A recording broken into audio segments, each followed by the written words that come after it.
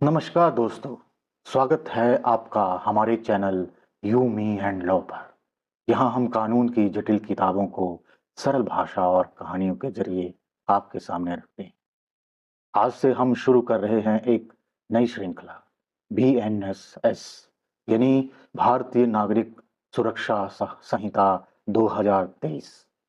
ये नया कानून देश की न्याय व्यवस्था में एक बड़ा बदलाव लाने वाला है और हम इसे स्टेप बाय स्टेप, कहानी दर कहानी समझेंगे। पुरानी व्यवस्था की समस्या क्या थी, आइए समझते हैं। चलो एक घटना की कल्पना करते हैं। एक साधारण आदमी, नाम मान लो अजय। अजय के साथ लूटपाट हो जाती है, मोबाइल और पैसे छिन जाते हैं। वह घबराकर पास के थाने पहुंचता है FIR दर्ज कराने। थानेदार कहता है, ये इलाका हमारे थाने का नहीं है, जाओ दूसरे थाने। अजय दौड़ते दौड़ते दूसरे थाने जाता है। वहां कहा जाता है, ये केस पहले वाले थाने का है। दोनों थानों के बीच फुटबॉल बनता अजय थक जाता है। आखिरकार FIR ही दर्ज नहीं होती। अब सोचिए, FIR दर्ज ही नहीं हुई तो जांच कैसे होगी? गुनहगार पकड़ा कैसे जाएगा? न्याय मिलेगा कैसे? ये सिर्फ अजय की नहीं, बल्कि लाखों लोगों की हकीकत थी। इसी वजह से लोग कहते थे, न्याय में देरी न्याय से इनकार के बराबर है। लेकिन अब तस्वीर बदल रही है।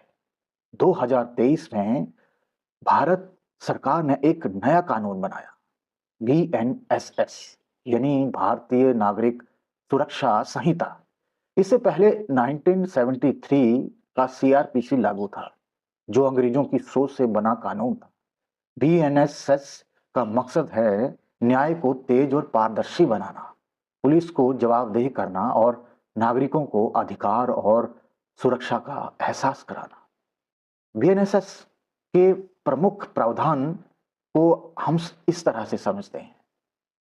जीरो FIR पूरे देश में लागू, यानी किसी भी थाने में FIR।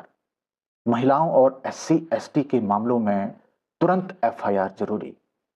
गंभीर अपराधों की जांच की समय सीमा 180 दिन तय।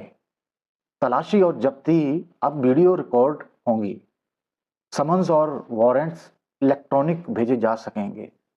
डिजिटल सबूत, मोबाइल CCTV फुटेज कोर्ट में पूरी तरह मान्य। सुनवाई वीडियो कॉन्फ्रेंसिंग से भी हो सकेगी। गिरफ्तारी होने पर परिवार को तुरंत सूचना। चार्जशीट दाखिल करने की समय सीमा तय। पीड़ित और आरोपी दोनों को ट्रायल अपडेट मिलेंगे। यानी अब कानून सिर्फ किताबों में नहीं, बल्कि हर नागरिक की जिंदगी में उतरने वाला है। आइए अब उसी अजय की कहानी BNSS लागू होने के बाद सोचते हैं। अजय FIR दर्ज करवाने थाने गया। थानेदार ने कहा, यहां भी दर्ज हो जाएगी, ये जीरो FIR है। चाहे वारदात कहीं भी हुई हो, FIR तुरंत लिखी गई। जांच की समय सीमा तय है, इसलिए पुलिस को टाल मटोल की गुंजाइश नहीं। तलाशी और जब्ती का हर कदम वीडियो रिकॉर्ड हुआ। डिजिटल सबूत कोर्ट में पेश किए गए। कुछ ही महीनों में चार्जशीट दाखिल हो गई। ट्रायल वीडियो कॉन्फ्रेंसिंग से चला और अजय को न्याय मिला, बिना सालों इंतजार किए। यानी जो सपना दशकों से देखा जा रहा था, अब वह सच होने लगा। लेकिन BNSS का असर के साथ साथ चुनौतियां भी हैं। आइए इन्हें विस्तार से समझते हैं। BNSS से निश्चित ही बड़ा असर पड़ेगा, जैसे मुकदमे तेजी से निपटेंगे, पुलिस जवाबदेह बनेगी, पीड़ित को न्याय मिलने का भरोसा बढ़ेगा। डिजिटल इंडिया की दिशा में न्याय प्रणाली भी आगे बढ़ेगी। लेकिन चुनौतियां भी हैं। क्या हर पुलिस थाने को तकनीक की ट्रेनिंग मिलेगी? क्या गांव में ऑनलाइन FIR सच में संभव होगी? क्या सब जगह डिजिटल सबूत सुरक्षित रखे जा सकेंगे? ये सवाल जरूरी है और समय ही इनके जवाब देगा। तो दोस्तों, BNSS केवल एक कानून नहीं, बल्कि हमारी न्याय प्रणाली को नई दिशा देने की कोशिश है। तो आपका क्या मानना है? बताइए कमेंट में और मेरे साथ जुड़े रहिए। BNSS की इस सीरीज में अगली वीडियो के साथ मिलता हूं। तब तक के लिए धन्यवाद।